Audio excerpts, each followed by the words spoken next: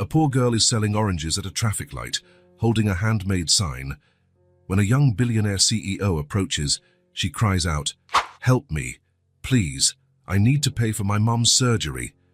As he looks at the photo she's holding, he recognizes the face of his ex-wife and is shocked. The grey sky over New York City seemed to mirror Blake Hamilton's mood on that fall morning. Despite being 38 years old and having a fortune estimated in the billions, there was a void no business acquisition could ever fill. Blake adjusted his cashmere coat, an unconscious habit whenever he was nervous, and continued his solitary walk. 3 years ago, he had adopted this strange ritual. Once a month, he would dismiss his driver and walk through the city's less affluent neighborhoods. His advisors thought it was an eccentricity, a billionaire wandering narrow alleys, observing lives so distant from his own reality. But to Blake, these walks were like an anchor keeping him connected to the real world, far from boardrooms and private jets. "Maybe it's just guilt," he murmured to himself as he turned a corner on the Lower East Side. The smell of street food mingled with the cold morning air, creating a familiar yet oddly comforting atmosphere. That was when his eyes caught a flash of bright orange across the street. A small makeshift stall, built from wooden crates, displayed several oranges arranged in neat piles.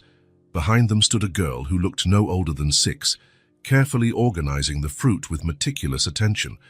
Blake couldn't explain what drew him to that particular scene. Maybe it was the contrast of the dark, curly-haired child against the city's grey backdrop, or perhaps the fact that she was there alone, selling fruit on a Thursday morning when she should have been in school. He crossed the street almost without thinking.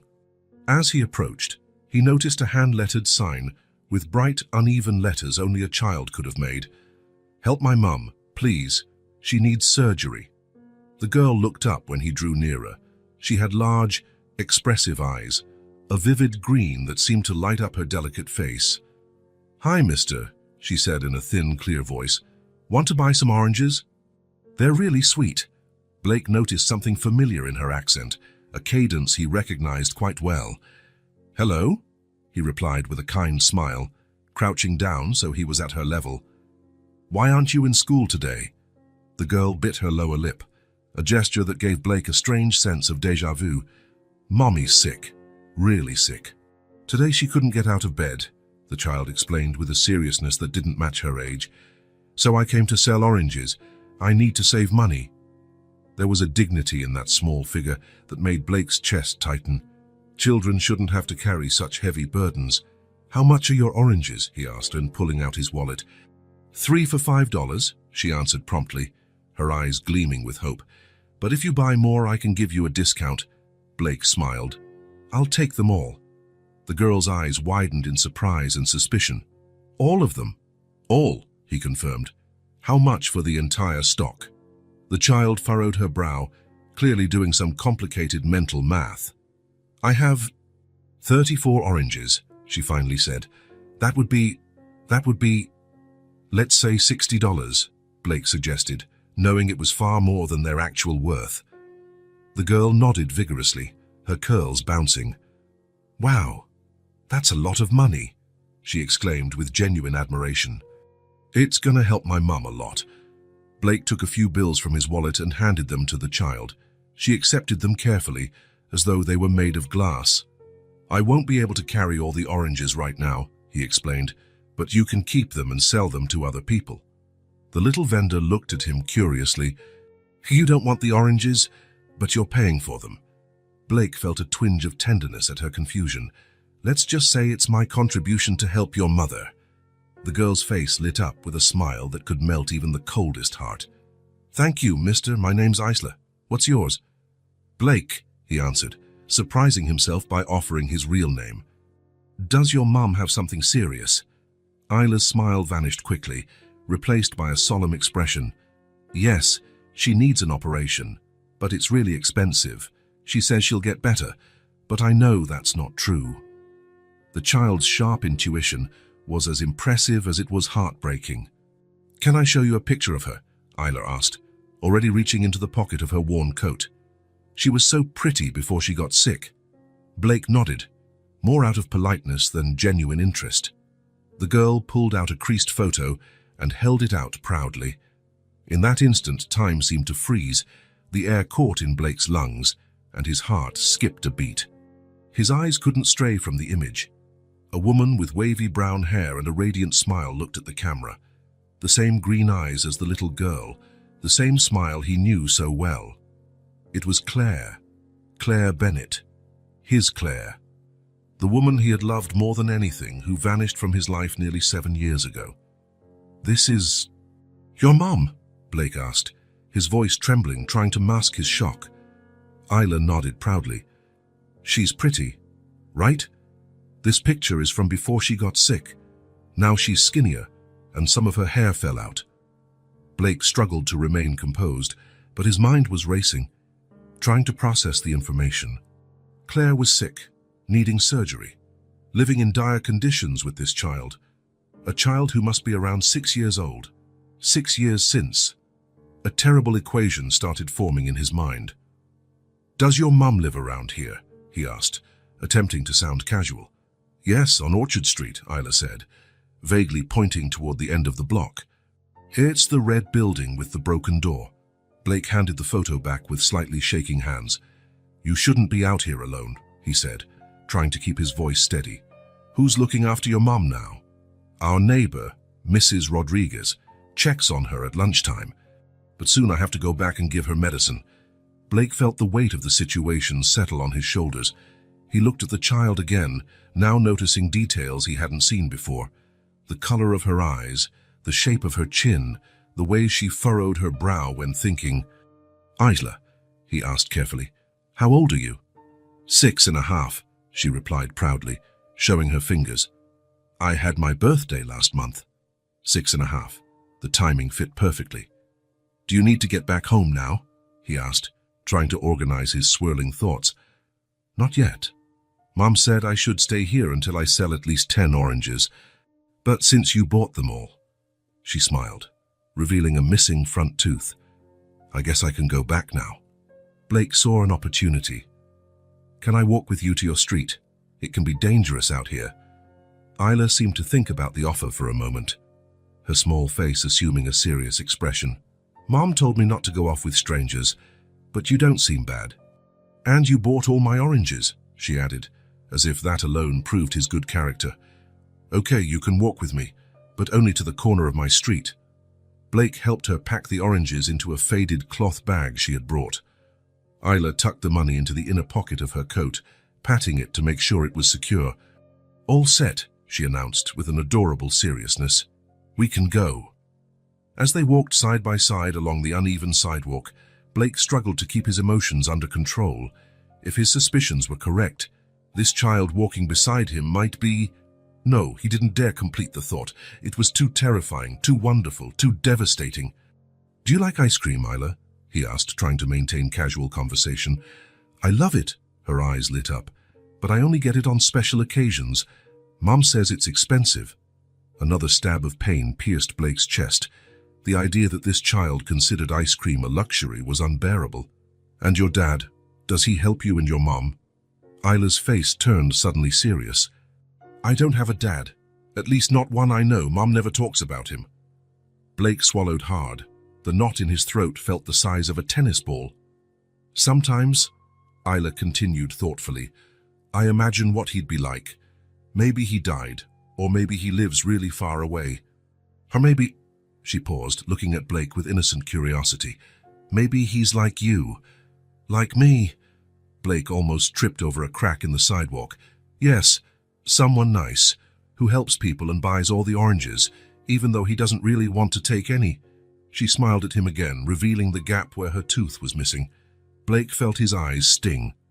He blinked rapidly to push back the tears that threatened to form.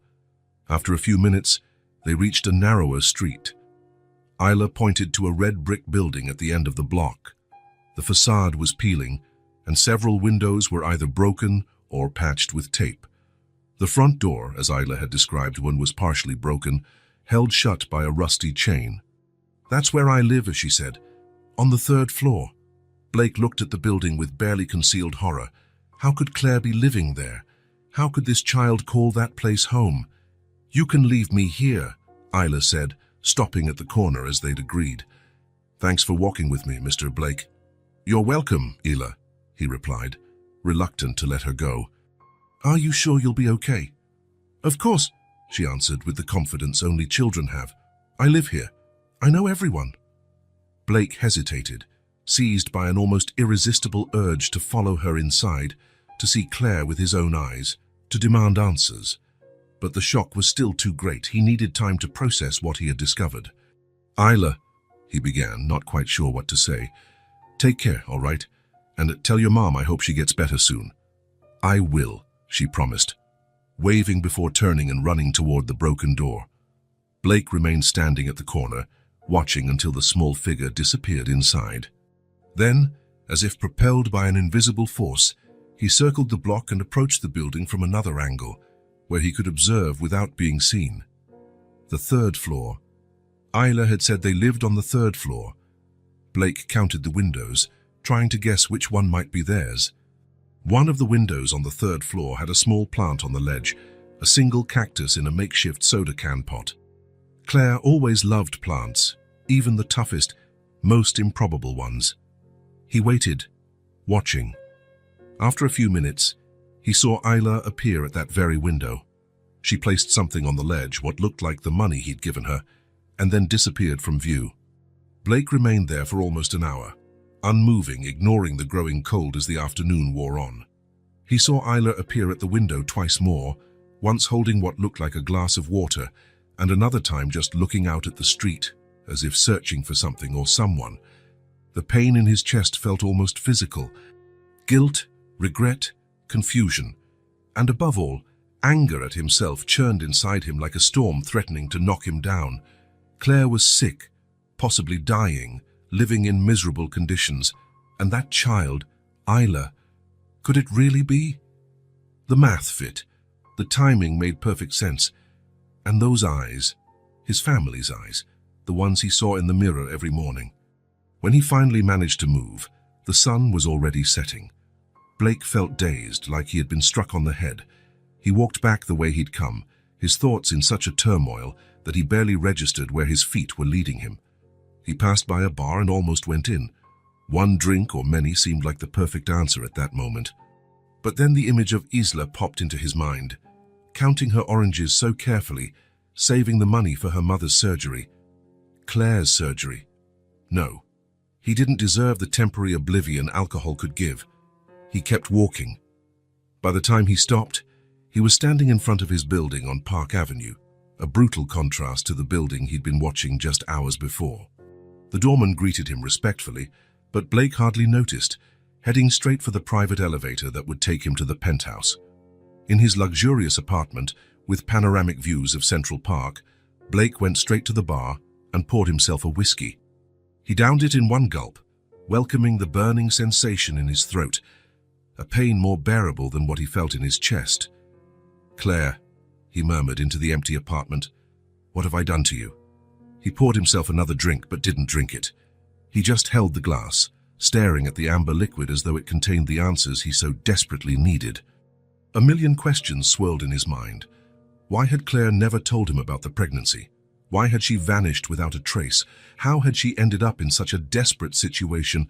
And Ela, sweet, brave Ela, could she truly be his daughter? Blake set the glass down, suddenly disgusted with himself. What right did he have to feel anything now? He had chosen his career, his ambition, his empire. Claire had been collateral damage in his relentless climb to the top. With heavy steps, he walked to his study and sat at the mahogany desk that had cost more than many people earned in a year. He opened a drawer and pulled out a small velvet box. Inside lay an engagement ring that had never been given. A solitary tear slid down his cheek as he stared at the jewel, which symbolized promises never made, a future he had sacrificed on the altar of his ambition. In that moment, alone in his palace of solitude, Blake Hamilton made a silent vow. Tomorrow, he would go back. Tomorrow, he would find the courage to face the ghosts of his past and perhaps redeem himself for 7 years of absence. But for now, the guilt was too heavy to carry. For now, he needed to gather the shattered pieces of his soul, broken by the sight of that bright-eyed little girl and her ailing mother. What he didn't yet know was that this chance encounter had changed his life forever, that nothing would ever be the same, that the man who woke up the next morning would not be the same one who walked the streets of the Lower East Side that day. Blake Hamilton, the lonely billionaire, had finally found something his money could never buy, the chance to fix the greatest mistake of his life. Blake didn't sleep that night. His attempts were cut short by nightmares in which a green-eyed girl accused him of abandoning her, while Claire lay dying in a hospital bed. By 4 in the morning, he gave up. He got up, went to the window, and stared at the city that never sleeps, a view he once found comforting, but which now seemed to mock his solitary wealth. The phone rang at 6, as always. It was Janet, his assistant of over a decade, reminding him of the meeting with Japanese investors scheduled for 9. "Cancel it," he said, his voice hoarse from exhaustion. "Excuse me?" Janet rarely heard him cancel anything, especially a meeting of that caliber. "Cancel everything, today and tomorrow." "Blake, these investors came from the other side of the world. Tell them I'm sick, a family emergency, whatever it takes." There was silence on the other end of the line. Janet knew him too well. "Is everything all right?" she finally asked, genuine concern in her voice, something few people in his life ever showed him. "No," he admitted, "but maybe it will be soon." He hung up before she could ask more questions. He felt strangely light after making that decision. For the first time in years, maybe decades, his professional commitments felt insignificant compared to what he had discovered. Blake took a quick shower and dressed differently from his usual style. No tailored suits or Italian leather shoes. He chose dark jeans, a simple shirt, and sneakers. He wanted to appear approachable, not intimidating. In the mirror, a tired face stared back at him, eyes revealing a sleepless night and deep worries. "You can do this," he told his reflection without much conviction. He left the apartment and, instead of calling his driver, hailed a cab. His first destination wasn't Claire's building but a grocery store on the way. While the driver chatted about the morning traffic and the forecast for rain, Blake tried to recall what foods a child like Isla might enjoy. It had been a long time since he was a child himself, and it felt like a memory from another life. The supermarket was almost empty at that hour. Blake grabbed a cart and started filling it with basics: rice, beans, pasta, sauces, meat, fresh vegetables, fruit. He stopped in the dairy aisle, remembering how Claire loved Greek yogurt with honey. Had her preferences changed? He grabbed several just in case. In the cereal aisle, he froze at the endless array of colorful options. Which one would Isla like best? He decided to take 3 different kinds, imagining her delight at having choices, something clearly uncommon in her life. He added chocolate, cookies, ice cream, all the things every child should have without considering them luxuries. When he got to the checkout counter, his cart was so full he could barely push it. The young cashier raised her eyebrows at the sheer volume of items. "Big party?" she asked with a polite smile. "Something like that," Blake replied. Leaving the store with heavy bags, Blake realized how impractical his plan was. How would he carry all of this up to the apartment? He asked the waiting cab driver to help load the groceries, offering a generous tip. On the way to the Lower East Side, Blake felt his nervousness growing. What would he say to Claire? How would he explain his sudden reappearance? What if she shut the door in his face? Worse, what if she confirmed that Isla was indeed his daughter? Or if she denied it? The cab stopped a block from the building at Blake's request. He paid the fare, including a tip so large it made the driver's eyes widen, and refused the offer of help with the bags. He wanted to do this alone. The weight of the groceries was almost welcome, giving him a physical task to focus on besides his rising anxiety. He reached the red brick building out of breath, not just from the effort, but from the tension. The front door, as Isla had described, was partially broken, held in place by a chain. Blake pushed it with his shoulder and entered. The lobby was dimly lit and smelled musty. A pile of unclaimed mail lay in a corner. Paint was peeling from the walls, revealing layers of previous colors like an archaeological record of the building's decay. There was no elevator, just a narrow staircase spiraling upward. Blake started climbing, the bags feeling heavier with each step. As he went up, he pictured Claire making the same climb every day, perhaps carrying Isla when she was little, or lugging groceries while ill. The third floor had a hallway with 4 doors. Blake hesitated, realizing he had no idea which apartment was Claire's. He looked at each door, trying to guess. One was decorated with colorful animal stickers at a child's height. It had to be that one. He moved closer and listened. Silence. He took a deep breath and knocked. For a long moment, nothing happened. Then he heard soft footsteps approach, and a childish voice asked, "Who is it?" Blake's heart raced at the sound of Isla's voice. "It's Blake," he replied. "We met yesterday. I brought some things for you and your mom." There was a pause. Then the sound of a chain being slid back and a key turning. The door opened a crack, limited by another security chain. Isla's face appeared in the gap, her green eyes widening when she saw Blake. "Mr. Blake," she exclaimed with genuine excitement. "What are you doing here?" "Like I promised, I brought some things," he said, lifting the bags for her to see. "Can I come in?" Isla bit her lower lip, the same gesture he had noticed the day before. "I have to ask Mom," she said, closing the door again. Blake heard muffled voices on the other side, one high and excited, clearly Isla's, and another lower, hesitant, a voice he would recognize anywhere, even after 7 years. The door opened wider this time, but it wasn't Isla who appeared. Claire looked thinner than he remembered, dark circles under her eyes. Her hair, once long and shiny, was now short and dull. But her eyes, the same green eyes that were now her daughter's, were as expressive as ever. And at that moment, they expressed shock, disbelief, and something that looked like anger. "Blake," she said, her tone flat, hiding any emotion. "Claire," he answered, his voice almost a whisper. What are you doing here?" she interrupted, stepping protectively in front of Ilasu, who tried to peek around her. Blake raised the bags again. "I brought some groceries," he said. "Food mostly. I thought it might help." Claire's eyes narrowed. "How did you find us?" "I met Isla yesterday, selling oranges. She showed me your picture." Claire closed her eyes briefly, as though processing the information. When she opened them again, there was a determination Blake knew all too well. "Isla, go to your room, please," she said, not taking her eyes off Blake. "But Mom," the girl protested, "Mr. Blake brought food. And he was nice to me yesterday." "Isla," Claire repeated, her tone leaving no room for debate. "Now."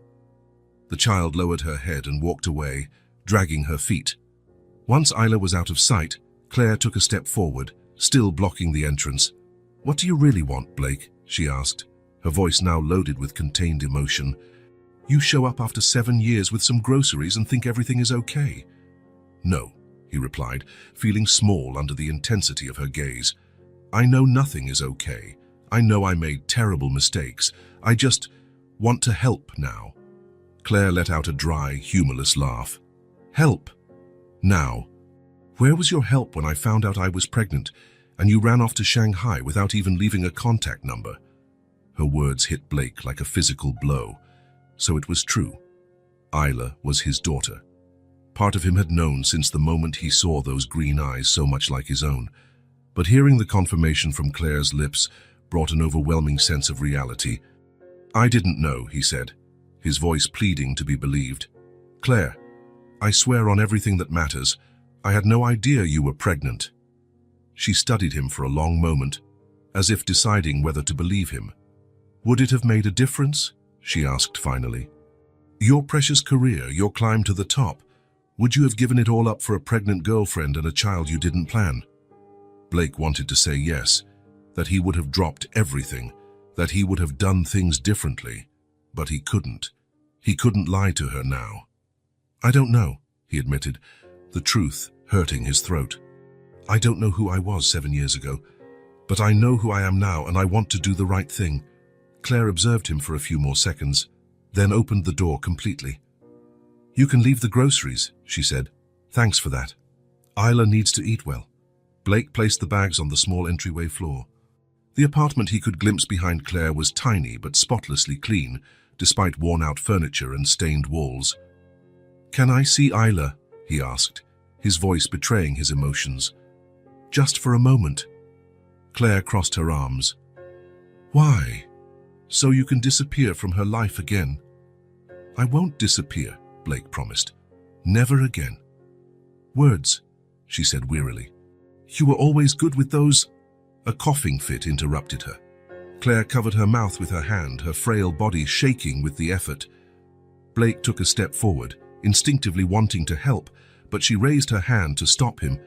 I'm fine, she said once the coughing subsided, though her pallor suggested otherwise. You're not, Blake insisted. Isla told me about your condition, about the surgery you need. Claire's face hardened. I don't need your charity. It's not charity, he insisted. It's responsibility. She's my daughter, Claire. I have both a right and an obligation to help. A right? Her voice rose dangerously.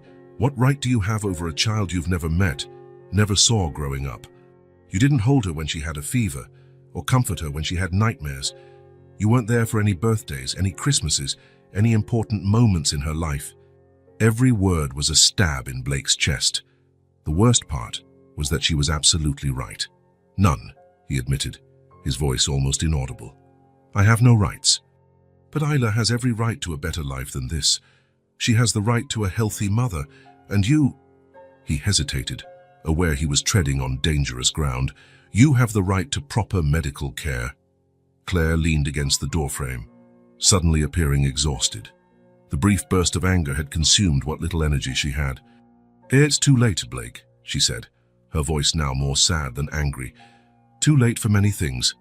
A lump formed in his throat. Too late for the treatment. Maybe for that too, she answered vaguely. But I was talking about us, about trusting you again. I'm not asking you to trust me, Blake said, just to let me help. For Isla. Hearing her daughter's name seemed to affect Claire. Her expression softened slightly. Mom? Isla's voice drifted from the hallway behind her. Can I come out now? I want to see what Mr. Blake brought. Claire closed her eyes for a moment, as though mustering strength. When she opened them, there was a resigned look in them. Yes, honey. You can come. Isla appeared at her mother's side almost instantly, as if she'd been waiting right there in the hallway. Her eyes lit up upon seeing the bags. Wow, is all that for us? Blake couldn't hold back a smile at her excitement. Yes, it's all for you. Isla immediately began rummaging through the bags, exclaiming joyfully at the colorful cereals and the ice cream, which she quickly took to put in the freezer before it melted. Claire watched with a complex expression, a mixture of reluctant gratitude and lingering mistrust. When Isla disappeared into the tiny kitchen with the ice cream, Claire turned to Blake. I don't want her getting attached to you, she said quietly. Not if you're going to vanish at the first opportunity. She has enough problems without adding a father who just showed up. The words hurt, but Blake knew she was right. I won't vanish, he repeated, looking her directly in the eyes. I know I can't prove that now. I can only ask that you let me demonstrate it with actions, not words. Claire didn't respond immediately. Isla returned, holding an open tub of ice cream with a spoon sticking out. Want some, Mr. Blake? She offered, extending the spoon toward him. It was such an innocent, generous gesture, this child who had almost nothing offering to share her first treat, that Blake felt tears prick his eyes. He cleared his throat and shook his head softly. Thank you, Isla, but it's all yours, he replied, his voice strained with emotion. How about you, Mom? Isla asked, offering the spoon to Claire. A tired smile briefly lit Claire's face. Just a little bit. She leaned forward and tasted the ice cream her daughter offered. For a fleeting moment, her expression brightened, and Blake could see a hint of the Claire he'd once known, young, full of life and dreams. It's delicious, she told her daughter, who beamed with satisfaction.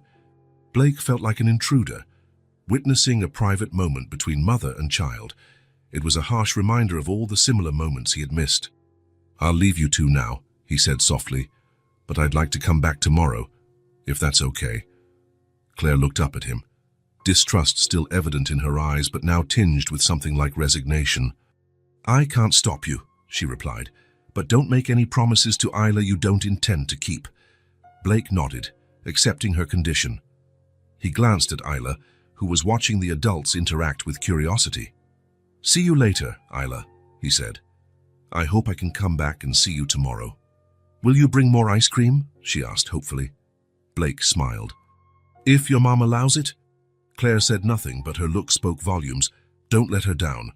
Blake stepped back into the hallway, his chest heavy with conflicting emotions.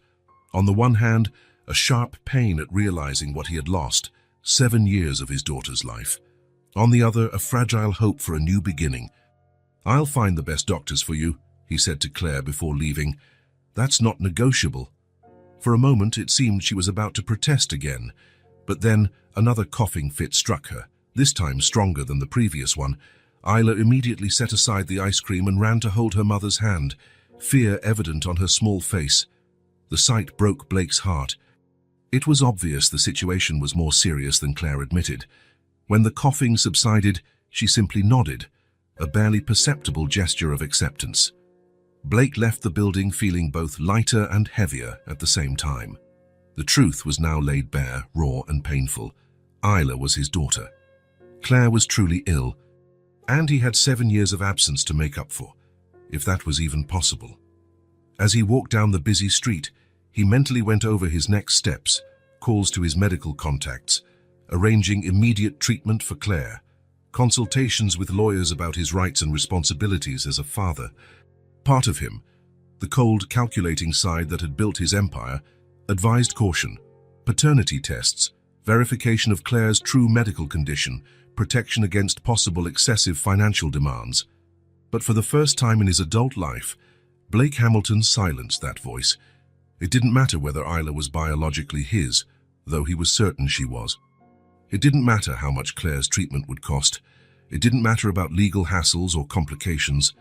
The only thing that mattered was that broken family he had, intentionally or not, helped destroy. And now he had a chance, perhaps his last chance, to fix it.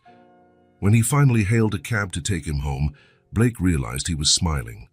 It was a sad smile, marked by regret, but a smile nonetheless. For the first time in many years, he felt like he was doing something truly meaningful. Nightfall was settling over New York when Blake returned to his apartment. He poured himself a drink and went out onto the balcony, watching the city light up below. Somewhere in that sea of lights, a green-eyed little girl might be thinking about him. Tomorrow would be a new day. Tomorrow he would start building bridges over the 7-year chasm. Tomorrow he would face Claire's resistance and try to earn Isla's affection. But tonight was for decisions, and Blake Hamilton had decided no more running away. No more choosing ambition over love. No more abandoning those who needed him.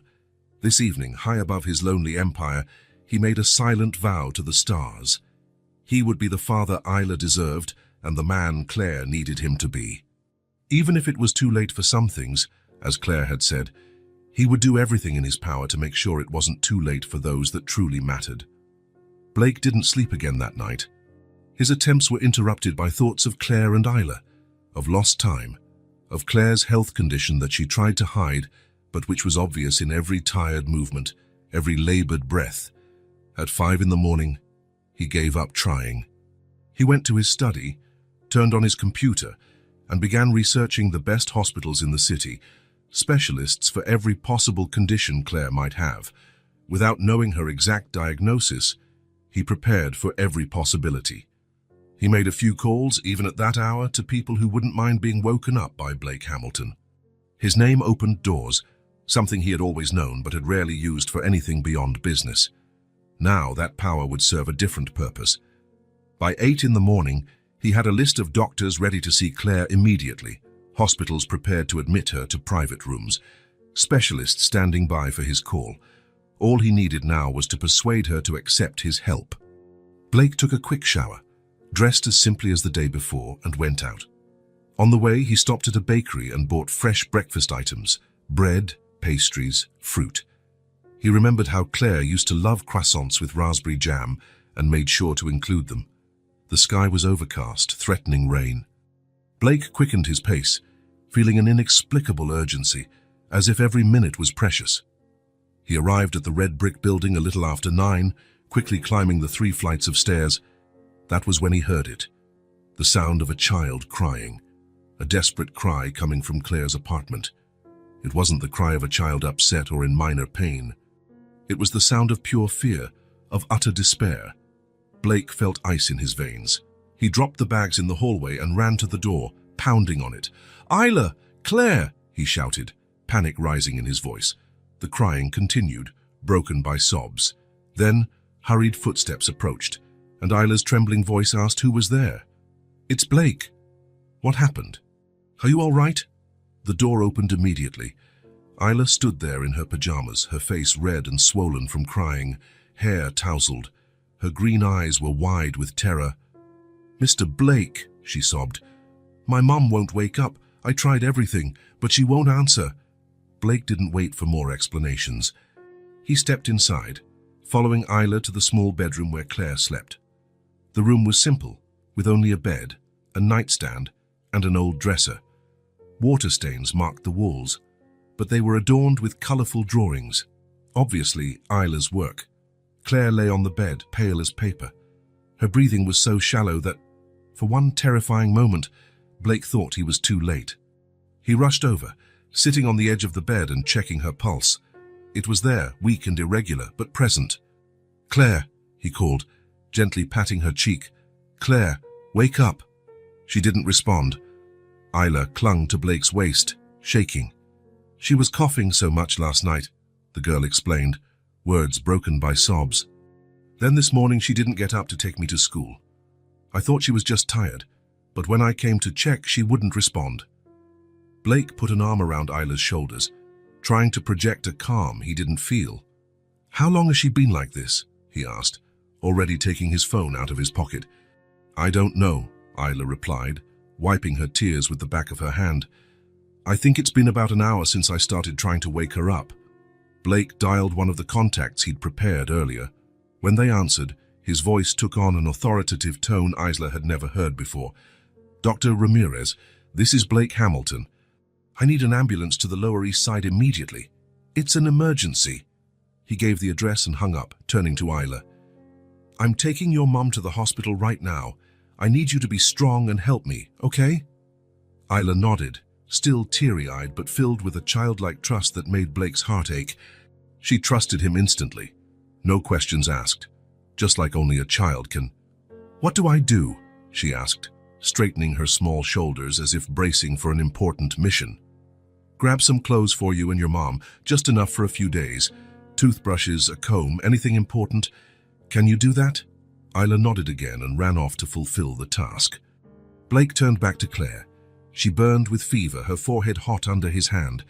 Her fingers, by contrast, were icy cold. He felt fear surging, mixed with a corrosive guilt. What if it was too late? What if all those years of neglect had cost Claire her life? "No," he muttered to himself. "That's not going to happen." He pulled out his phone again and dialed another contact. "Janet, get in touch with New York Presbyterian Hospital. Tell Dr. Sullivan I'm on my way with a critical patient.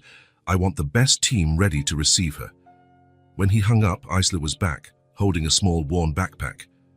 "I put our things in here," she said, showing him the bag. "And Mom's medicine, too." "Great job," Blake praised her, trying to smile reassuringly. "Now I'm going to carry your mum downstairs. An ambulance is coming, but we can't wait." Without hesitation, Blake wrapped Claire in a blanket and lifted her into his arms. She felt alarmingly light, as if the illness had consumed not just her strength but her very substance. Her head fell against his chest, and a faint moan escaped her chapped lips. "Come on, Isla. Stay close to me." Together, they made their way down the stairs, Blake careful not to jostle Claire unnecessarily. Isla followed, a small hand gripping his shirt, as if afraid he might disappear too.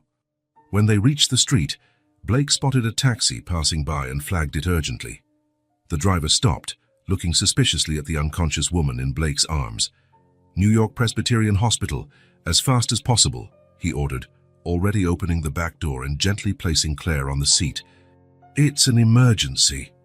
Something in his tone or the urgency of the situation convinced the driver, who nodded and unlocked the doors. Blake helped Isla in and climbed in himself, keeping Claire cradled in his arms. "If you get us there in under 15 minutes, God, I'll triple your fare," he added. That was all it took. The taxi sped off, diving into morning traffic with renewed determination. During the ride, Blake kept his fingers on Claire's pulse, counting the faint beats as if he could keep her alive by sheer force of will. Isla sat quietly beside him, eyes fixed on her mother's face, clutching her backpack tight. "She's going to get better, right?" she asked at one point, her voice so soft Blake almost didn't hear. He wanted to say yes, that everything would be okay, that her mom would pull through just like she always did. But he couldn't lie to those green eyes so much like his own. "I'll do everything I can to make sure of that," he finally replied, knowing it was the only honest promise he could make. Isla seemed to accept this answer, nodding gravely. Blake realized, with a mixture of admiration and sadness, that this child had grown up far too quickly, forced to grasp realities no child should face. The taxi screeched to a halt outside the hospital's emergency entrance. As promised, a medical team was already waiting outside. 2 nurses with a gurney, a doctor in a white coat, and Janet, Blake's assistant, who had arrived beforehand to ensure everything was in place. Blake stepped out of the taxi, carrying Claire, refusing the gurney for the moment. "Dr. Sullivan?" he asked, addressing the doctor. "Yes," the man replied, already assessing the patient visually. "We'll take her in for evaluation right away." Blake finally placed Claire on the gurney but didn't let go of her hand. Isla jumped out of the taxi and ran to the other side of the gurney, grabbing her mother's other hand. As the medical team began pushing the gurney inside the hospital, Dr. Sullivan bombarded Blake with questions about Claire's medical history, her symptoms, how long she'd been unconscious. Blake answered what he could, painfully aware of how little he actually knew about the woman who had once been closest to him. Surprisingly, Isla filled in many of the gaps. "She takes these," she said, pulling a small case out of her backpack and handing it to the doctor. 3 times a day. And she uses this inhaler when she can't breathe. Dr. Sullivan examined the medications quickly, his expression growing serious. "Does your mum have any heart or lung problems that you know of, sweetie?" he asked gently. Isla nodded. "Both. She says her heart gets weak sometimes, and her lungs fill up with water. That's why she coughs so much." Blake felt the floor drop out from under him. Heart failure and pulmonary edema, serious conditions that could be fatal without proper treatment. "How long has she had these symptoms?" the doctor asked, now mostly directing his questions to Isla as they entered an exam room. "Always," the little girl answered simply, "as long as I can remember." Years, then. Claire had been sick for years, without proper treatment, fighting on her own while raising a child Blake hadn't even known existed. The guilt hit him like an avalanche. While he was amassing billions and building his global empire, the woman he had loved was wasting away, saving every penny to care for the daughter he didn't know about. A nurse approached, kindly asking them to wait outside while the team performed initial procedures. Blake hesitated, reluctant to leave Claire, but he knew the doctors needed space to work. "Let's go, Isla," he said, extending a hand to the girl. "We'll wait out there. The doctors will take good care of your mum." Isla took one last look at Claire, then clung to Blake's hand, letting him guide her to the waiting area. Janet followed discreetly, handling everything behind the scenes as she always did. They sat on cushioned chairs in a private waiting area, separated from the general public by tasteful partitions. Janet brought water and juice, also offering snacks that Isla declined with a shake of her head. "I'm not hungry," she explained. "My stomach feels funny." Blake nodded, understanding perfectly. His own stomach was in knots, filled with anxiety and fear. "Mr. Blake?" Isla broke the silence after a few minutes. "Is my mom going to die?" The question, asked with brutal childish honesty, punched the air out of Blake.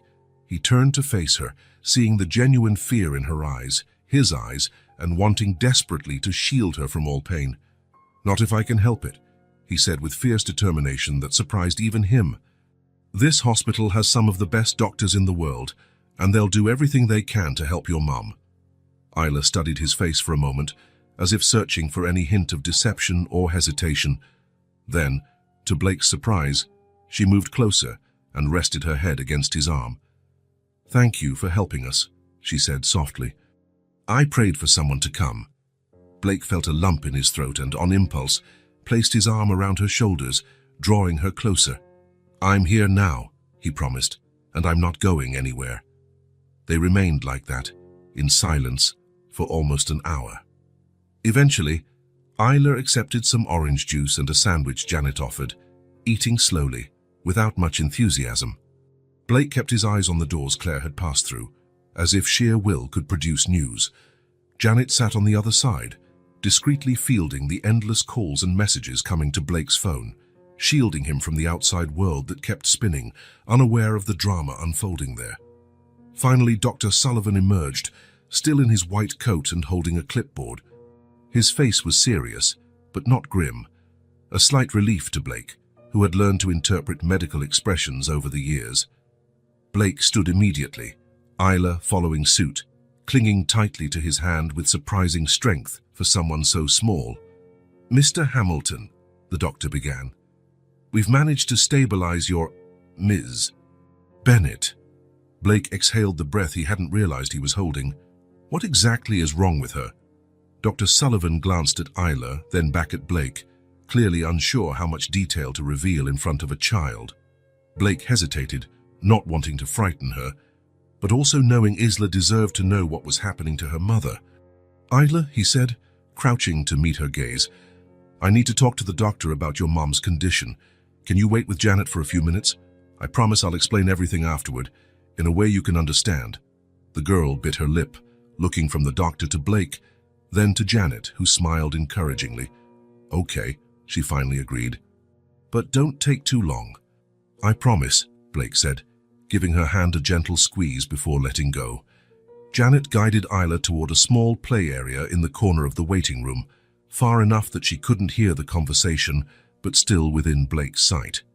He turned back to the doctor, bracing himself for the worst. How serious is it? He asked directly. Doctor. Sullivan didn't hesitate. Serious, but not hopeless. Miss Bennett has dilated cardiomyopathy with resulting congestive heart failure. She also has significant pulmonary edema and signs of bacterial pneumonia, which appears to be the immediate trigger for her current decompensation. Blake absorbed the information, his mind automatically sorting through options the way it did in business. Prognosis. With immediate and aggressive treatment, the chances are good. We've already started broad-spectrum antibiotics for the pneumonia, along with medication to improve her heart function.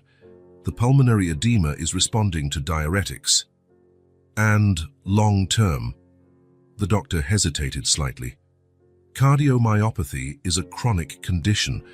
From what I can tell from the preliminary tests, her heart has suffered significant damage, likely from going untreated for so long. Will she need a transplant? Blake went straight to the point. It's too early to say for sure, but it can't be ruled out. For now, we need to focus on stabilizing her and treating the pneumonia. I recommend a series of more detailed tests once she's strong enough to handle them. Blake nodded, already making mental decisions. Do whatever it takes, Dr. Sullivan. Cost is not an issue. I want the best team, the best specialists, the best treatments available. If there's any experimental option that might help, I want to know about it. Understood, Mr. Hamilton. I've already alerted our cardiology team. Dr. Patel, the department head Jan, is on his way. When can I see her? Soon. We're moving her to the ICU for at least 24 hours of close monitoring. After she's settled, we'll allow brief visits. Blake thanked the doctor, who promised to return with updates. Alone for a moment, Blake allowed himself to feel the full weight of the situation. Claire could have died today. Probably would have, if he hadn't shown up. The thought was unbearable. He took several deep breaths, composing himself before going back to Isla. She was watching him intently from across the room, ignoring the tablet of games Janet had offered. When Blake approached, Isla immediately stood. How's Mom? She asked, her wide green eyes scared but determined to know the truth. Blake sat beside her, choosing his words carefully, aiming for a 6-year-old's level of understanding. Your mom is really sick, Isla, he began gently. Her heart isn't working as well as it should, and her lungs are affected too. Plus, she got an infection, kind of like a very bad flu that made everything worse. Isla nodded gravely. I knew she was getting worse. She tried to hide it, but I could tell. The child's perceptiveness was both admirable and heartbreaking. The doctors are taking care of her now, Blake continued. They gave her medicine to fight the infection and help her heart work better. She'll have to stay in the hospital for a few days, maybe more. Can I see her? Isla asked, her voice small but hopeful. Soon, as soon as the doctors have her settled in a special room. For now, we have to be patient. Isla was quiet for a moment, processing the information. Then, to Blake's surprise, she leaned in and hugged him, pressing her face against his chest. I'm scared, she admitted, her voice muffled by his shirt. Blake wrapped his arms around her, feeling a fierce protectiveness he had never experienced before. In that moment, he knew he would do anything, absolutely anything, to protect this child. I know, he answered softly. I'm scared too, but we're in this together now, you and me. We'll take care of your mom together. Isla lifted her head, those green eyes, Blake's eyes, brimming with tears yet filled with fragile hope. Promise, she asked. I promise, Blake replied, sealing a commitment he knew would change his life forever. 3 days had passed since Claire's admission to the hospital.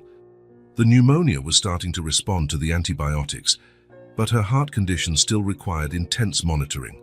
The doctors mentioned weeks of hospitalization and possibly surgery to implant a ventricular assist device. During this time, Blake completely reorganized his life. He cancelled business trips, delegated responsibilities, and set up a makeshift office in the hospital suite he had arranged for Claire. But the most surprising development, for everyone, including himself, was how naturally he assumed care for Isla. On the first night, when it became clear Claire wouldn't be discharged anytime soon, Blake faced a dilemma: what to do about Isla.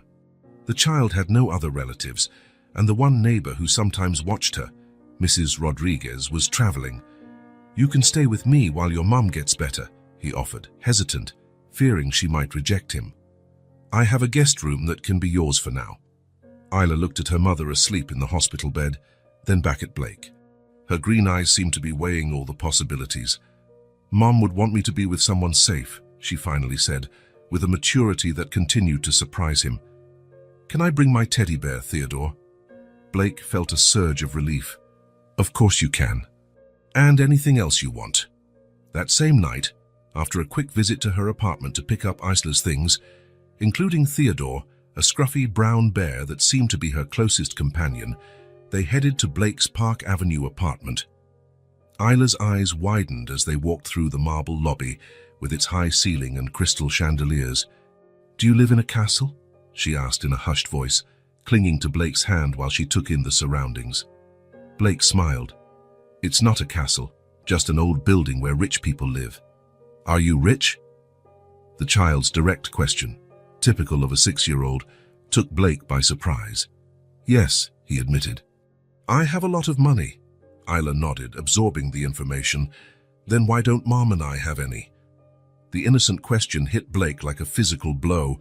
How could he explain to a 6-year-old the complicated failings of adults, the choices that lead to separate paths, the wounded pride, the broken communication? It's complicated, he finally managed. But I promise I'll explain better when you're a bit older. To his surprise, Isla seemed satisfied, just nodding again. Inside the apartment, he showed her the guest room, which Janet had quickly furnished with a few basic kids' items, a colorful lamp, storybooks, and some simple toys. This can be your room while you're here, he said. Tomorrow we can buy more things you like. Isla explored the space curiously, placing Theodore carefully on the king-size bed that looked absurdly big for her little body. It's nice, she commented, but it doesn't feel real. Blake understood exactly what she meant.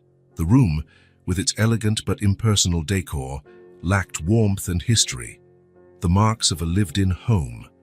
It wasn't like the tiny, cramped apartment she shared with Claire, which was full of love despite its poverty. That first night was strange for both of them. Blake prepared a simple dinner, macaroni and cheese, one of the few things he knew how to cook, and tried to keep a natural conversation going with Isla. The child answered politely, but there was a distance in her demeanor, a worry overshadowing her thoughts. At bedtime, he helped her brush her teeth and change clothes, feeling entirely awkward and unprepared for the task. "Your mom will get better," he said as he tucked her in, trying to offer some comfort. Isla nodded, hugging Theodore. "She's strong," she answered simply. "Good night, Mr. Blake." "You can just call me Blake if you want," he offered. She thought about it for a moment. "Okay, good night, Blake." The days that followed involved a series of small adjustments. Blake, used to running multinational corporations, discovered that managing a 6-year-old's routine was just as challenging. There were schedules to keep, meals to prepare, baths to supervise. He hired a personal assistant specifically to help with Isla, but Blake insisted on being as hands-on as possible. For her part, Isla watched everything with curious eyes, silently adapting to her new environment.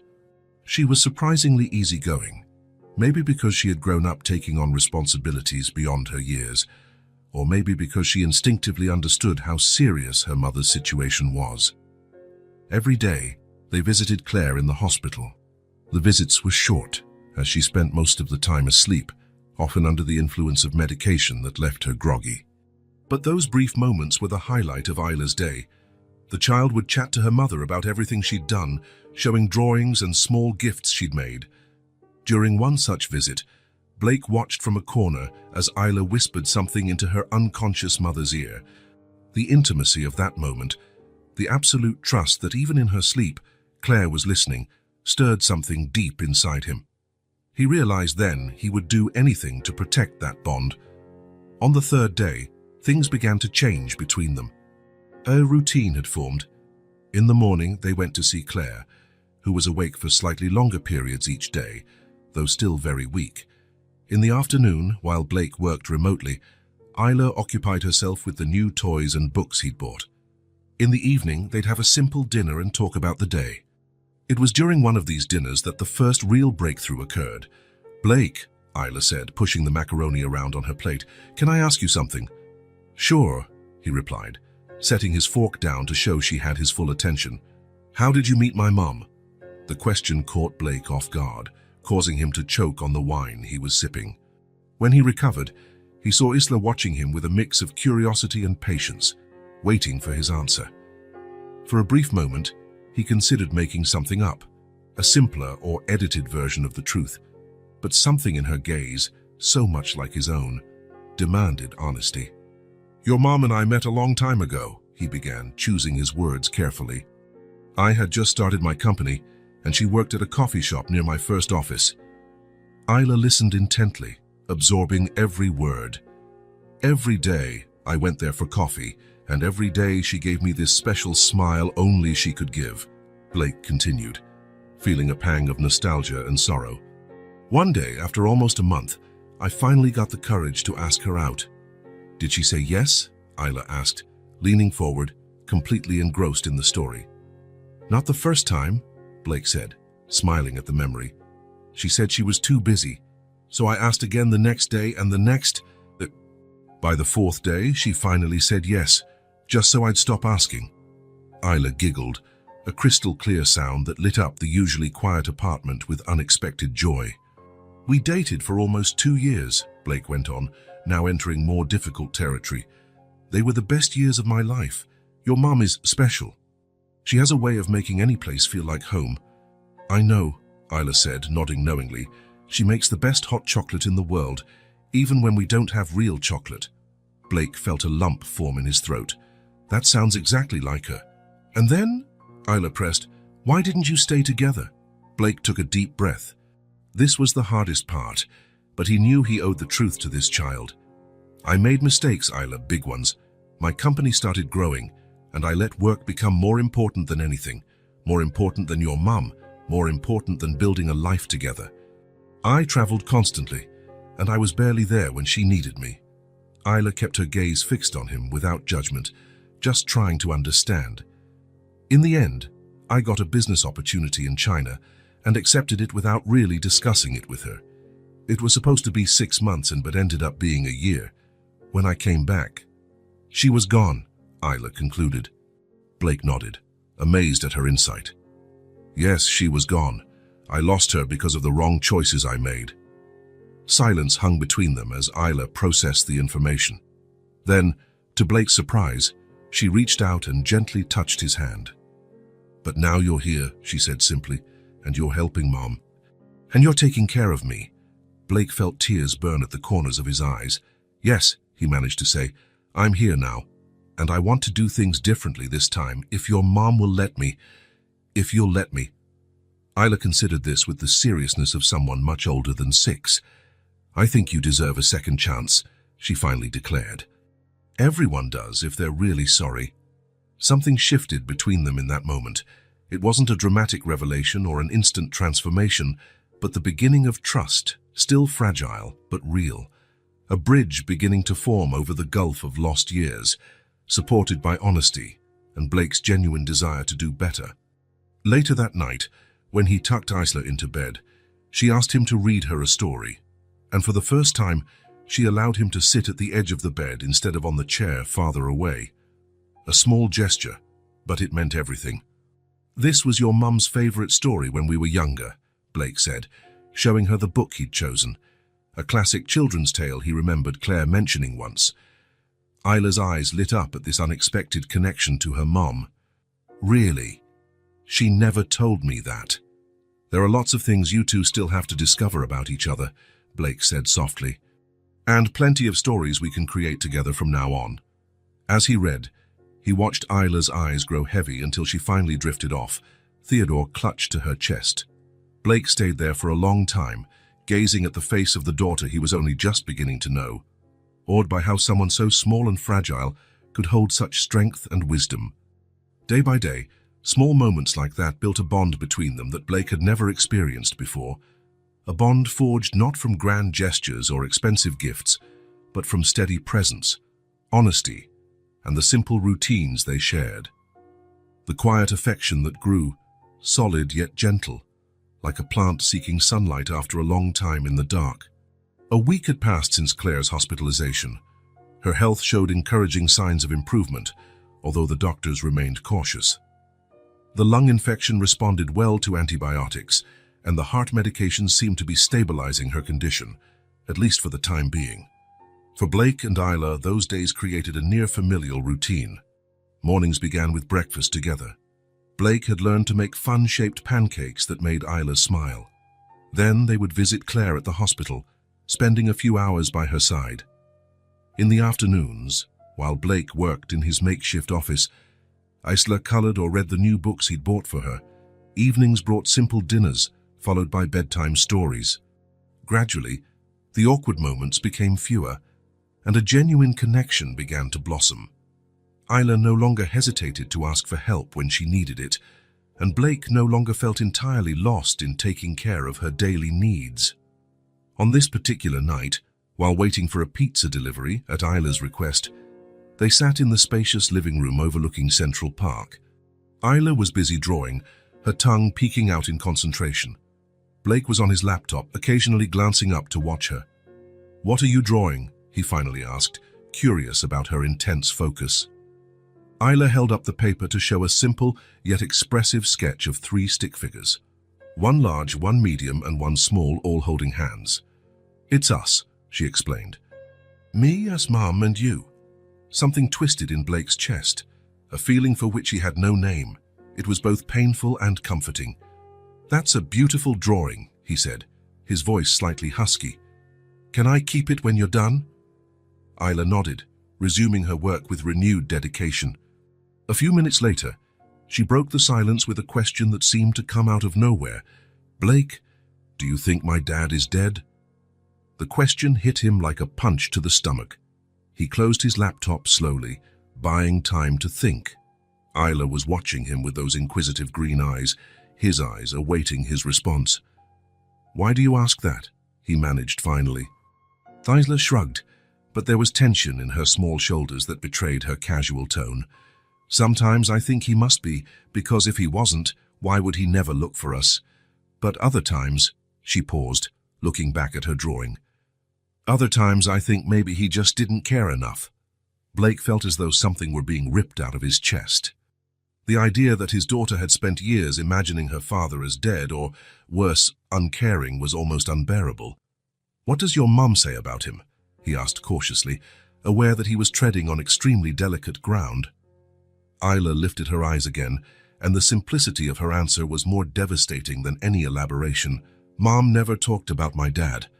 I never knew who he was." Blake felt the impact of those words like a cold wave crashing over him. Claire had never mentioned his existence to Isla, not even to create a story about him. She had completely erased him from their narrative, as though he had never existed. It was an absence so complete and deliberate that Blake finally understood the depth of Claire's hurt. She'd rather raise her daughter without any father figure than share any memory of him. "Have you ever asked her?" he inquired softly. Isla bit her lower lip. That gesture he now recognized as his own, reflected in his daughter. "I asked once, when I was 5. My friends at school were talking about their dads, and I wanted to know about mine." She paused, recalling, "Mom got really sad. Really sad. She cried all night. I never asked again." Blake closed his eyes for a moment, feeling the pain of that memory spread through him. Claire crying alone at night, a confused and frightened Isla, both outcomes of his choices, his absence. "Do you think he was a bad person?" Isla asked, her small voice cutting through his thoughts. Blake opened his eyes to find her watching him intently, as if his words might unlock the mystery that had surrounded her entire short life. "No," he replied carefully. "I think sometimes people make mistakes, really big ones, that end up hurting the people they love, even if they don't mean to." "Like the mistakes you made with my mom?" Isla asked, her penetrating gaze making Blake feel completely transparent. "Yes," he admitted. "Like those." Isla seemed to ponder that deeply before she spoke again. "You know, sometimes I make up stories about him," she confessed softly. "In my head. Sometimes he's an astronaut who had to go into space on a really important mission, or an explorer lost in the jungle, or—" She hesitated, her voice suddenly shy. "Or someone like you." Blake felt his heart almost stop. "Like me?" Isla nodded, blushing. "Someone nice and who tells stories and makes funny pancakes, who takes care of us when we need him." In that moment, Blake experienced both pain and joy in the most intense way. He wanted to scoop her into a hug, to shout the truth, to declare everything. But he couldn't. It wasn't his secret to tell, not without Claire. It wouldn't be fair to either of them. Instead, he gently tucked a rebellious curl behind Isla's ear, a gesture he had seen Claire do so many times during their hospital visits. "Any man would be lucky to be your father, Isla," he said quietly. "And if he knew about you, I'm sure he'd be the proudest person in the world." She rewarded him with a smile as bright as a ray of sunshine cutting through dense clouds. Their conversation shifted to lighter topics when the pizza arrived, but something deeper had changed between them. A stronger understanding, a more solid trust. Blake knew he had been tested in some way, and for now, he had passed. Later that night, after tucking Isla into bed, Blake sat in his office with an untouched glass of whiskey, reflecting on everything he had learned. Through subtle questions during the week, through conversations with Janet, who had dug into Claire's background, and now through Isla's revelations, Blake had pieced together a grim picture of the years that had passed. When Claire disappeared from his life, she had been in the early stages of pregnancy, probably not even aware of it at first. Once she did know, she chose to face it alone rather than look for him. She moved multiple times, took precarious jobs while her health slowly deteriorated. There were periods with no fixed address, nights spent in shelters, real hunger when money ran out before the month's end, a constant battle against a healthcare system that provided inadequate support. And throughout it all, there was Isla, a child growing up in conditions no child should ever endure, yet somehow developing a resilience, intelligence, and kindness that defied her circumstances. Blake raised his glass, watching the lamp's light refract in the amber liquid. His fortune, his empire, all seemed suddenly empty compared to what he could have had, to what he could have given them. That night, alone in his luxurious office, he made a silent vow that went beyond his previous promises. His mission wasn't just to fix the past, though that was still crucial. It was to build a future where Isla would no longer have to invent stories about an absent father. A future where Claire wouldn't have to carry her burdens alone until she collapsed. A future where they could be the family they were meant to be all along. While Claire slept in her hospital bed, slowly regaining her strength, and Isla dreamed in the next room, Blake finally understood his true purpose. It wasn't to create wealth, build companies, or accumulate power. It was to love and protect these two people who, even in his absence, had shaped him completely. And he promised himself, with every ounce of determination he possessed, that as long as he lived, they would never again know hunger, homelessness, or abandonment. They would never fight alone. They would never fear tomorrow. That promise, made in the silent hours of the night, sealed a transformation that began the moment he first saw Isla's green eyes selling oranges on a random street corner in New York. The hospital room was quiet that morning, save for the steady beeping of the machines monitoring Claire's vital signs. Blake sat in the chair beside her bed, focused on his laptop while she slept. 2 weeks had passed since she'd been admitted, and the doctors were pleased with her progress. The pneumonia was fully under control, and her heart condition was stable, though long-term treatment options needed to be discussed. Isla was at school. Blake had found a private institution near the hospital that agreed to enroll her mid-semester. Initially hesitant, the girl adjusted surprisingly well, especially after Blake explained they could visit Claire every day after school. A subtle movement in the bed caught his attention. Claire shifted slightly, her fingers twitching on the white blanket. Blake shut his laptop and leaned forward, watching her carefully. Over the past few days, she had woken a few times, but only briefly, still groggy from medication. This time, however, when her eyes opened, there was a clarity in them that hadn't been there before. Claire blinked several times, adjusting to the soft light that filtered in through the half-open blinds. Her gaze swept the room until it landed on Blake. "Water," she croaked, her voice rough from disuse. Blake jumped up immediately, grabbing the cup and straw he kept ready on the bedside table. He helped her raise her head slightly and brought the straw to her lips. Claire took a few sips, then closed her eyes for a moment as though the simple act of drinking water was the most precious relief. "Thank you," she said when she finished, settling back onto the pillow. Blake returned the cup to the table and sat down, unsure what to say. Over the 2 weeks she'd been hospitalized, he'd envisioned this moment countless times.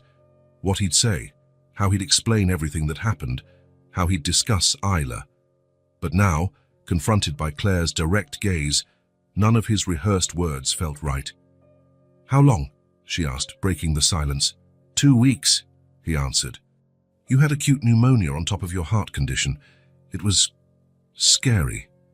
Claire nodded slightly, as though she had expected it. "Isla? She's fine. She's in school right now. She stayed with me while you were unconscious." A shadow of worry crossed Claire's face. "School? I enrolled her at Dalton, a few blocks from here. It's a good school. She's adapting well, all things considered," Blake explained, attempting to reassure her. "We've been visiting you every day." Claire was quiet for a few moments, processing. When she spoke again, her voice was stronger but laced with suppressed emotion. "Thank you, you saved my life, but old wounds still exist." The honesty in that statement cut deeply. There was no open accusation in her tone, but a clear acknowledgement that gratitude didn't erase the past. "I know," he replied, equally honest. "I don't expect you to forget or forgive easily. I just want to help, however I can." Claire studied him for a moment, her green eyes so much like Isla's, searching his face as though looking for something specific. "Why?" she finally asked. "After all this time, why now?" Blake could have said many things, mentioned the chance encounter with Isla, or talked about seeking redemption or regret. But he chose the simplest truth. "Because I finally understand what really matters," he said. "And it's none of the things I spent years chasing." Claire didn't respond, but something in her gaze softened almost imperceptibly. She turned her head toward the window, watching the blue sky and drifting clouds. "Did the doctors say when I can go home?" she asked after a moment. Blake hesitated. "In a few more days, probably, but Claire..." "About your home? What about it?" "I moved your and Isla's things into an apartment I rented near here, temporarily," he explained cautiously. "I thought it would be more practical during your recovery, being close to the hospital and Isla's school. He braced for anger, righteous indignation that he'd taken such a major step without consulting her. But Claire just nodded faintly. "Makes sense," she said. "Thank you." Silence fell between them again, less tense this time, but still laden with words unspoken. Blake wanted to ask about the past, about the lost years, about Isla. He wanted to confess he knew that he had figured it out, but something held him back. Respect for her timing, for Claire's need to face the present before confronting the past. "Could you bring me a mirror?" she asked, interrupting his thoughts. Blake found a small mirror in the bedside drawer and handed it to her. Claire observed her reflection with a neutral expression, her thinner face, dull hair, pale skin. She showed no surprise or sadness, just acceptance. "I came close this time, didn't I?" she asked, handing the mirror back. "Yes," he said, remembering the fear he'd felt. "But you're strong, Claire. You always have been." A fragile smile, her first since waking, crossed her lips for a moment. "I had to be." At that moment, the door opened, and a doctor walked in, followed by a nurse. They both smiled when they saw Claire awake. "Ms. Bennett, good to see you awake and aware," greeted the doctor, stepping up to the bed. "How are you feeling?" Blake stood up, making room for the doctor to examine Claire. "I'll go get some coffee while you get checked out," he said. "I'll be right back." Claire nodded, and Blake left the room, feeling a mix of relief and apprehension. The ice was broken, but the path ahead remained long and uncertain. Thursday. In the weeks that followed, as Claire gradually regained her strength, the dynamic among the three of them slowly evolved. After being discharged, she moved into the apartment Blake had rented, a comfortable two-bedroom place overlooking a small park. Though initially reluctant, she agreed to it after Blake explained it was only temporary, until she fully recovered and they could discuss more permanent options. Blake did not move into that apartment, keeping his own place a few blocks away, but he spent most of his time there. He hired a nurse to help Claire during the day, and every evening after picking Isla up from school, they shared dinner together. At first, those meals were quiet and awkward. Claire, still weak and processing everything that had happened, said little. Blake, anxious not to push her, stuck to safe topics: Isla's progress at school, the day's news, plans for the next meal. Sensing the tension, Isla alternated between trying to cheer them up and lapses of silent observation. But as the days passed, small changes began to appear. The first sign came one afternoon when Blake arrived to find Claire and Isla in the tiny kitchen attempting to make cookies. Flour was everywhere, and the smell of something slightly burnt lingered in the air. "We're making cookies," Isla announced proudly, her face dusted with flour. "But I think the first batch didn't come out so good." Claire, perched on a stool by the counter, looked tired, but had a sparkle in her eyes Blake hadn't seen in a long time. "Isla insisted," she explained with a slight shrug. "Apparently cookies are essential to recovery." "Absolutely," Blake agreed, playing along. "I've heard that the scent of freshly baked cookies increases white blood cells by 200%. Isla laughed, a crystal sound that seemed to brighten the small apartment. "You made that up?" "Caught me," Blake admitted, raising his hands in surrender. "But it's true that cookies make everything better. May I help with the next batch?" To his surprise, Claire answered, "Please, it's clear we need professional supervision." That afternoon marked a subtle turning point. The ice didn't melt entirely, but it began to crack. In the following weeks, more moments like that popped up. Small islands of normalcy and even joy in a sea of uncertainties. One particularly pleasant afternoon, Blake suggested a picnic in the small park across the street. Isla loved the idea and hurried to help prepare a basket. Claire, now able to walk short distances without getting too tired, agreed after some hesitation. Sitting on a blanket under the shade of a large tree, the three of them might have appeared to any casual observer as a perfectly normal family enjoying a spring day. Isla would occasionally run off to chase squirrels or butterflies, returning to report her discoveries with childlike excitement. Blake watched Claire, who seemed more relaxed than she had been since waking in the hospital. Leaning her back against the tree trunk, she closed her eyes briefly, letting the sun filtering through the leaves play across her face. "I missed this," she said softly. not opening her eyes. "The park?" Blake asked. "Just existing without constantly fighting." She opened her eyes and looked at Isla, who was now crouched near a flower bed, studying something on the ground. Seeing her like that, carefree, being just a kid, Blake felt a knot in his throat. "She's amazing, Claire. Strong, smart, compassionate. You did an incredible job, despite everything you went through." Claire looked at him directly then, something she rarely did since her recovery. "I had no choice," she said matter-of-factly, with no bitterness. "When you have someone who depends on you completely, you find strength you never knew you had." The implication hung in the air. She had been alone, with no choice because Blake wasn't there. He wanted to say he would have helped, would have been there if he'd known. But he knew that was a fragile argument. Instead, he opted for honesty.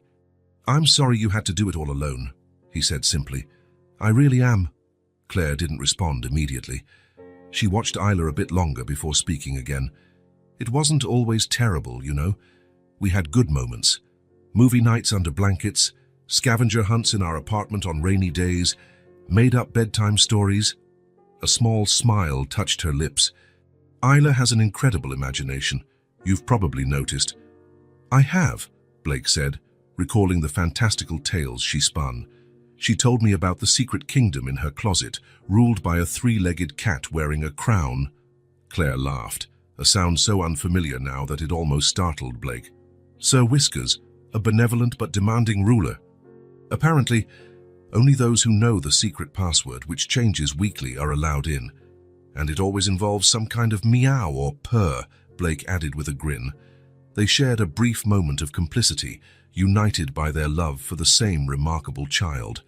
For an instant, the years of separation seemed to shrink, and they were simply Claire and Blake again, as they had been before ambition and wounded pride tore them apart. But then Claire averted her gaze, and the moment passed.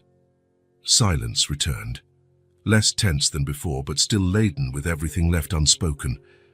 Isla came running back, cupping something in her hands. "Look," she cried, opening her fingers slightly to reveal a small ladybug. "It landed on my hand because I stayed super still." "They say ladybugs are good luck," Claire said, leaning in to see the tiny red insect. "Did you know they help protect gardens? They're like little guardians." "Like knights in red armor," Blake added. Isla pondered that idea. "I guess she needs a name, then. All knights have names." "How about Lady Spot?" Blake suggested. "Or Scarlet the Brave," Claire offered. Isla shook her head at both suggestions. "I'm calling her Dottie Reddington, protector of gardens and friend of children," she declared with all the solemnity of a royal ceremony. Blake and Claire glanced at each other and burst out laughing at the same time, a genuine shared laugh that chipped away more of the tension between them. As the sun began to set, they gathered their things and headed back to the apartment. Claire, tired but visibly more cheerful than usual, insisted on helping make dinner. The three of them worked in the small kitchen, Isla washing vegetables, Claire slicing them carefully, and Blake handling the rest. The simple meal, roast chicken with vegetables and rice, was eaten amid light conversation and occasional laughter.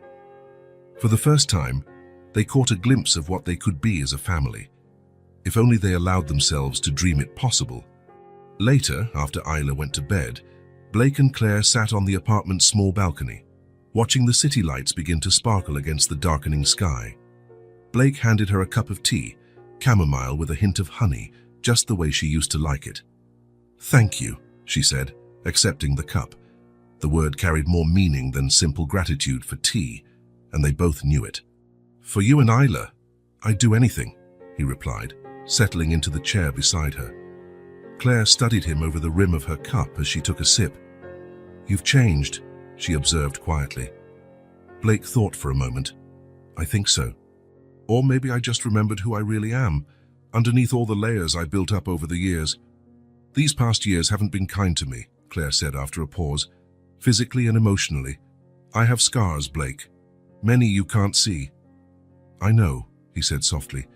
"I don't expect them to vanish overnight, or that a single picnic could erase years of struggle. I only hope that with time we can build something new, Something good for Ela. Claire nodded, turning her gaze back to the city before them. She likes you, she said. I've never seen her connect so quickly with someone. Blake felt his heart tighten at that statement. The bond he'd formed with Isla was the most precious treasure he had now. She's extraordinary, he said, and she deserves the best we can give her. Claire didn't reply right away. When she finally did, her voice was so soft, it was almost lost to the night breeze. I'm afraid, Blake, afraid to trust again, afraid to let myself believe this time could be different. The raw honesty in her confession touched Blake profoundly. It was the first time since she woke up that she'd really opened even a small window into her feelings. Your fear is justified, he acknowledged. I can't promise I'll never disappoint you again, but I can promise I'll do everything in my power to be the person you and Isla deserve. And I understand if you need time, lots of time.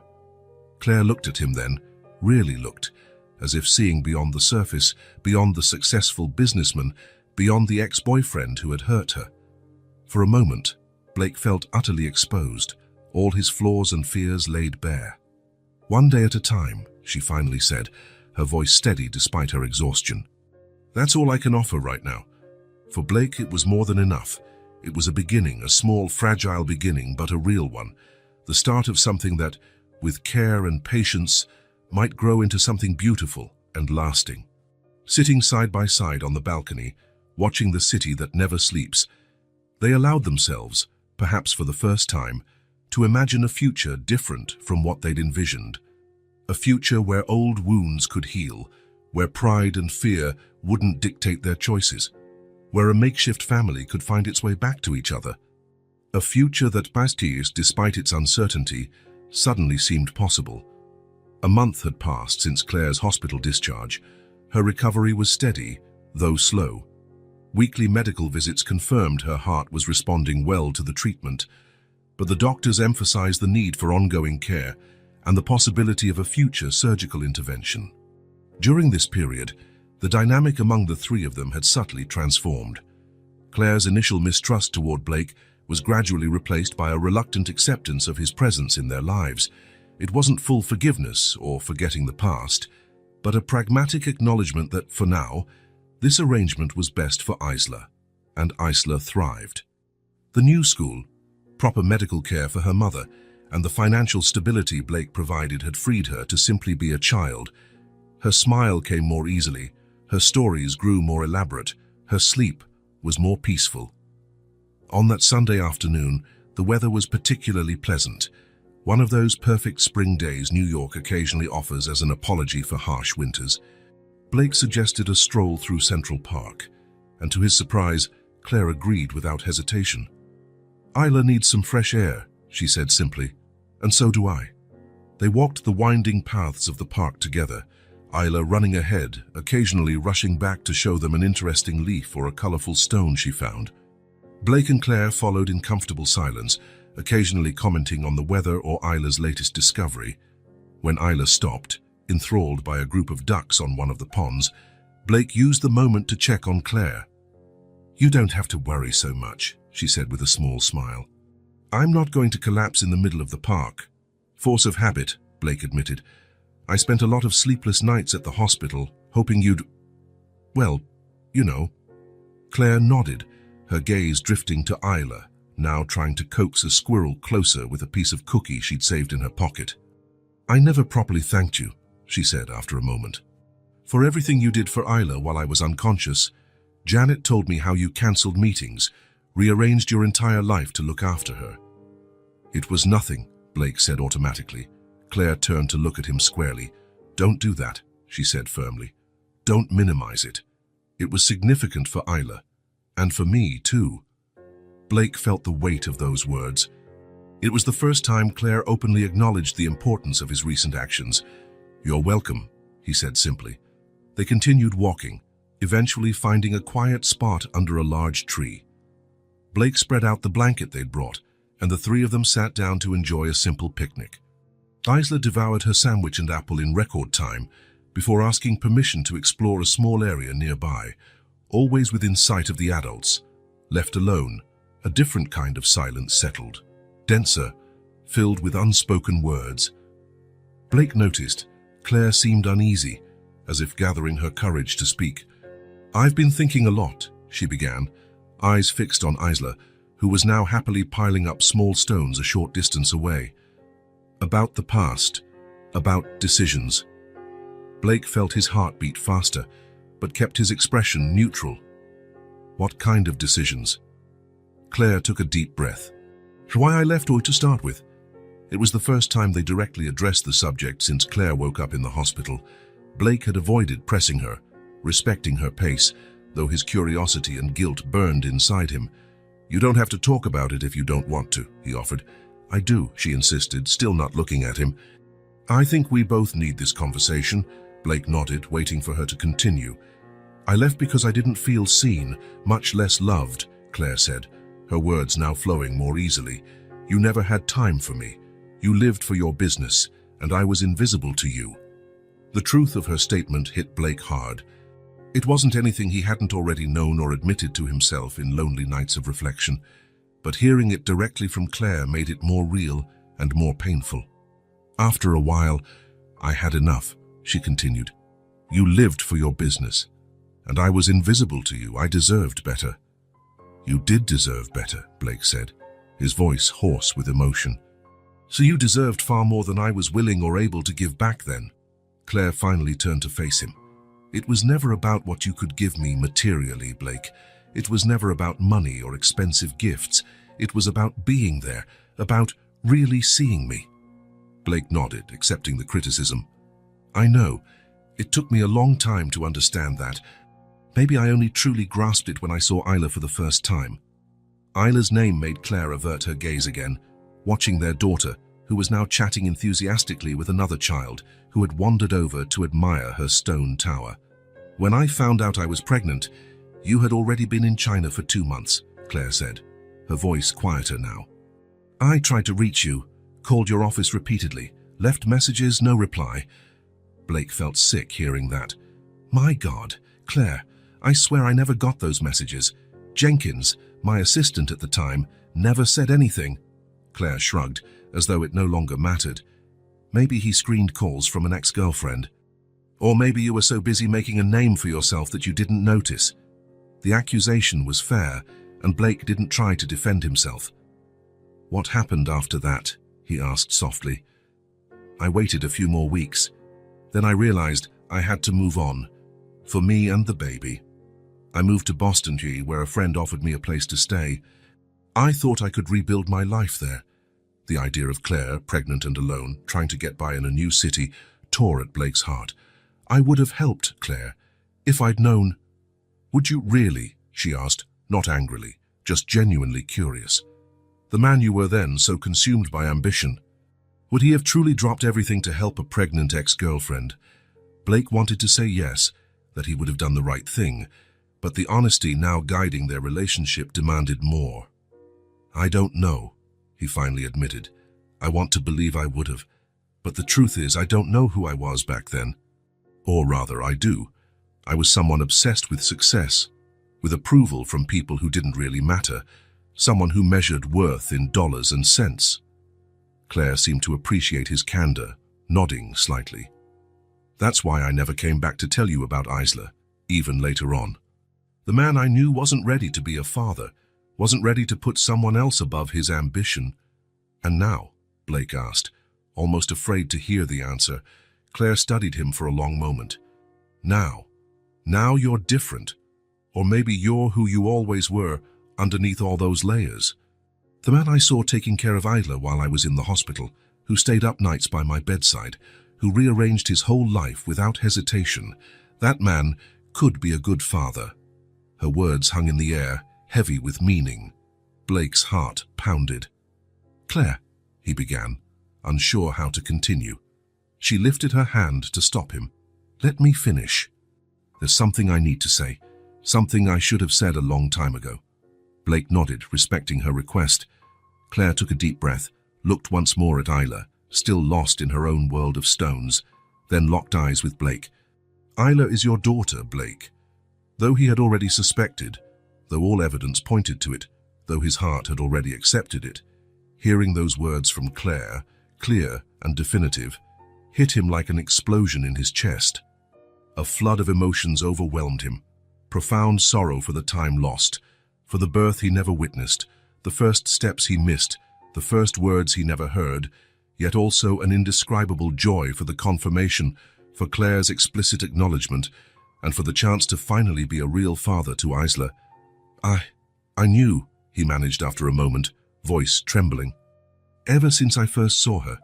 Those eyes, my eyes, your expression, Claire said with a small smile, and that stubbornness, all yours. Blake laughed, though tears blurred his vision. Thank you for telling me, for confirming, even if I already knew. You deserve to hear it from me, Claire replied simply. So you both deserved the truth. Blake glanced at Isla, unaware of the conversation that changed everything. Does she know? He asked. Claire shook her head. No. I was waiting for the right moment. And now I think it's time. But we need to do it together, carefully. She has so many questions about her father. She's made up so many stories. I know, Blake said softly. She's shared some with me. A comfortable silence enveloped them as they watched their daughter. There was so much to discuss, so much to plan, legal matters, housing arrangements, how and when to tell Isla. But at that moment, it felt enough just to be there, together, witnessing the miracle they had created. I'm not promising anything beyond what I've already said, Claire warned after a few minutes. One day at a time, there's a lot of history between us, a lot of pain that's still healing. I know, Blake replied, and I'm not asking for more than that. Just the chance to be present, to be the father Isla deserves, and maybe, over time, build something between us. Not necessarily what we had before, but something new, something better. Claire nodded, seeming satisfied by his answer. A new beginning, then. A new beginning, he agreed. Isla chose that moment to come running back, eyes shining with excitement. I finished my sculpture, she announced proudly. For you have to come see it. Blake and Claire exchanged a quick look, full of unspoken promises, before getting up to follow their daughter. The sculpture was a tower of stones carefully balanced to form a precarious but impressive stack that defied gravity. It's beautiful, Claire praised, kneeling down for a better view. What does it represent? Blake asked, genuinely curious. Isla looked at him as though the answer was obvious. It's our family, silly. See? This big stone at the bottom is you, because you're strong and hold everyone up. The one in the middle is Mom, because she keeps everything connected. And this small one on top is me. Blake felt his heart swell at the simplicity and depth of her explanation. Without realizing it, Isla had created the perfect representation of what they were becoming, fragile, yet with the right balance and care, able to stand firm. It's perfect, he said, voice thick with emotion. Absolutely perfect. Claire reached out and took his hand, a small gesture but significant. It was the first time since this all began that she'd initiated physical contact. They stood side by side, watching their daughter place the final pebble atop her creation. In that simple moment, under the spring sun in Central Park, as Isla proudly presented her family made of stones, something finally shifted, fully and irrevocably. It wasn't the end of their journey, not by a long shot. There was still much to heal, much to build, much to learn about one another.